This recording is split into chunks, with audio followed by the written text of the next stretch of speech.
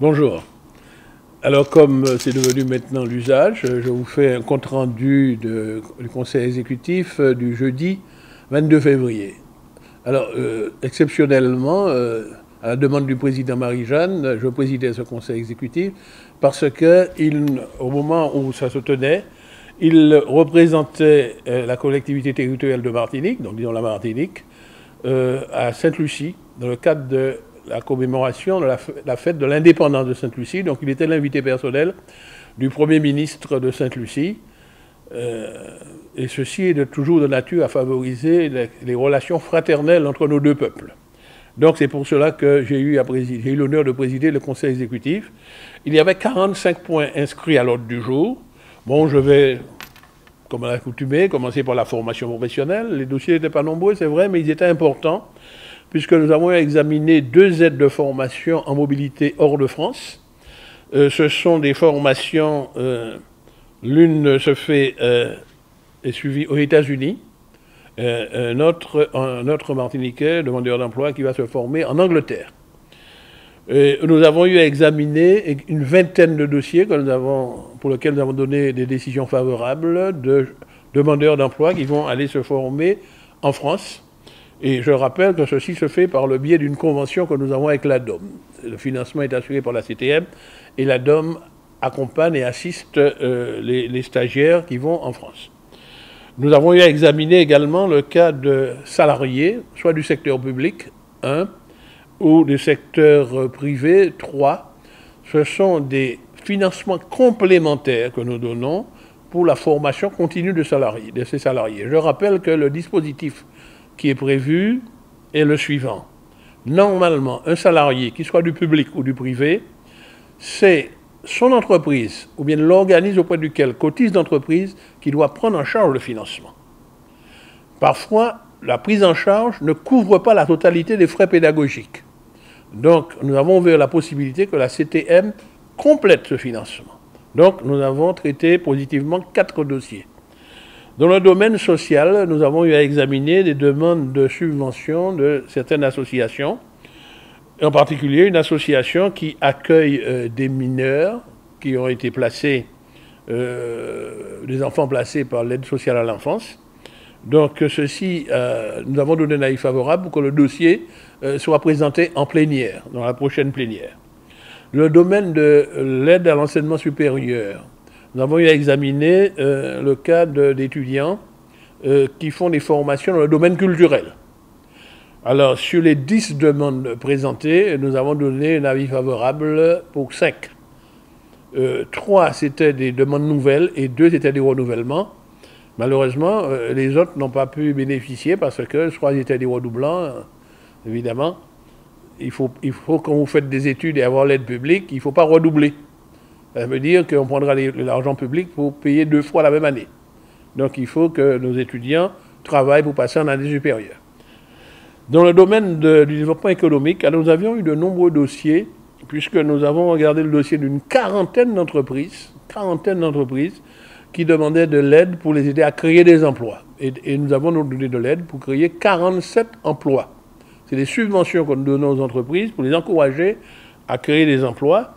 Alors, il y avait 7 emplois créés pour des jeunes cadres, c'est ce qu'on appelle les pépinières jeunes cadres, 8 pour les emplois seniors, donc des personnes dont l'âge est supérieur à 45 ans et qui retournent au travail, qui étaient chômeurs d'abord, des jeunes aussi pour les emplois de jeunes, ce ne sont pas des jeunes cadres, mais des jeunes qui sont chômeurs et que les entreprises recrutent, et puis autres emplois, ce sont donc des personnes qui retrouvent des emplois après une période de chômage, 21. Et également, il y a des aides accordées pour le chef d'entreprise lui-même, qui crée son emploi, de quelqu'un qui est chômeur, et qui crée une entreprise. Il faut que l'entreprise soit viable. Nous aidons à l'investissement, mais nous aidons également pour cette chef d'entreprise, pour l'emploi qu'il a créé pour lui-même. Donc c'est intéressant. Toujours dans le domaine économique, nous avons eu à examiner le cas d'agriculteurs qui ont subi des dommages du fait des intempéries. Alors il y avait beaucoup de dossiers. Ces dossiers, je rappelle, sont d'abord instruits par le service de la DAF, la Direction de l'agriculture, de l'aliment et de la forêt, et ensuite nous les examinons. Alors, il y a toute une vague. Alors, aujourd'hui, il y en avait 8. Il en reste encore d'autres. Hein. Bien, 8 pour lesquels nous avons voté les financements. De même que nous avons examiné les aides à la création de petites entreprises dans le domaine touristique. Et puis, nous avons examiné toujours l'agriculture. Il y a une association qui s'appelle la Frédon et qui fait de la recherche de lutte contre les nuisibles, c'est-à-dire des parasites qui attaquent les plantes.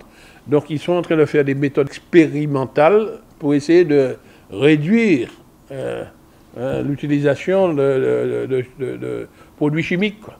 Le domaine phytosanitaire. Donc, il y a de la recherche pour trouver des luttes intégrées. Donc, nous avons financé ces programmes d'expérimentation. Dans le domaine de l'environnement, nous avons examiné 3 dossiers, en fait, des structures qui interviennent dans ce champ. Le SMTVD, c'est le syndicat mixte de traitement et de valorisation des déchets, qui doit se mettre en place des équipements pour la collecte des déchets dangereux dans les déchetteries. Donc, ils ont demandé une aide en investissement que nous avons donnée. De même, la Chambre de commerce, qui met en œuvre une opération pilote qui s'appelle l'opération groupée d'éco-conception. Ça nous a paru intéressant, donc nous avons accepté d'accompagner la Chambre de commerce. Et également la DUAM, mais c'est un dossier qui sera présenté en plénière prochainement, qui a fêté ses 40 ans et qui demande donc une subvention à la CTM. Dans le domaine du logement, nous avons eu à examiner des dossiers intéressants, présentés à la fois par la CIMAR, d'un côté, de la SEM-SAMAR. Au global, ça a représenté 371 logements, soit des logements de type LLTS, c'est-à-dire des logements locatifs très sociaux, pour des familles de conditions modestes, ou des logements locatifs sociaux, disons ordinaires, ou des logements en vente, en l'accession à la propriété. Donc 371 logements, un petit peu répartis un peu partout en Martinique, et que nous avons accepté de porter une garantie à ces sociétés immobilières pour qu'elles puissent réaliser ces logements.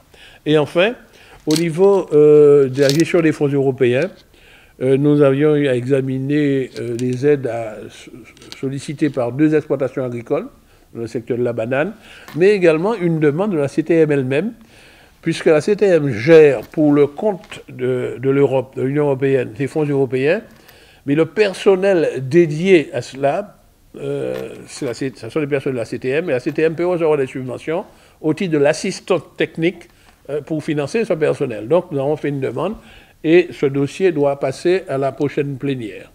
Voilà donc synthétiquement ce qui a été décidé le jeudi 22 février, et que vous pourrez donc par la suite retrouver sur le site de la collectivité, dans le recueil d'actes administratifs, un peu plus tard, où vous allez retrouver les différents arrêtés qui seront signés par le président Alfred Marie-Jeanne pour confirmer et notifier ces décisions-là.